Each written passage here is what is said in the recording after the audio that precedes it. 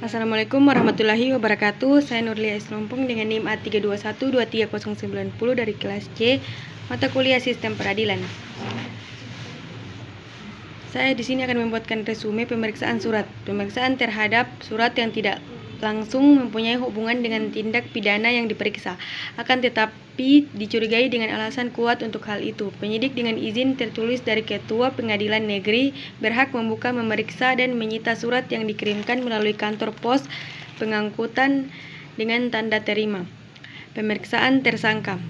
Penyidik wajib memberitahukan kepada tersangka tentang haknya untuk mendapatkan bantuan hukum atau wajib didampingi penasihat hukum. Pasal 114 KUHP.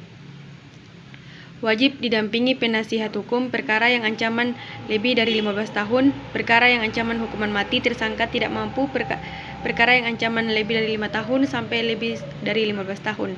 Peran penasihat hukum. Penasihat hukum mengikuti jalannya pemeriksaan, melihat dari mendengar, kejujuran terhadap keamanan negara. Penasihat hukum hanya boleh hadir tetapi tidak dapat mendengarkan. Pasal 115 KUHP. 1 kali 24 jam, tersangka yang ditahan harus segera dilakukan pemeriksaan. Pasal 122 KUHP. Pemeriksaan saksi.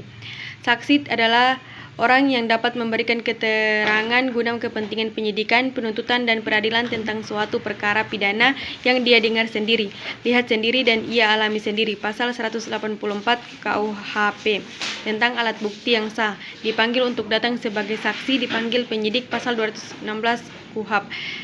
Atau hadir di pengadilan. Pasal 224 KUHP adalah kewajiban, bila ditolak dikenakan pidana.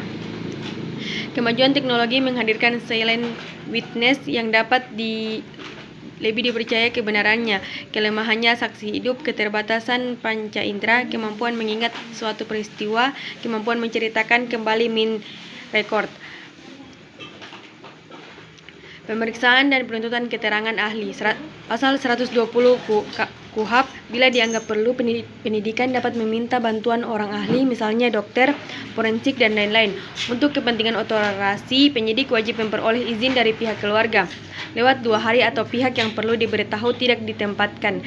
Penyidik dapat di Indonesia mengangkat tersangka untuk dilakukan otopsi ke rumah sakit. Pasal 139 KUHP.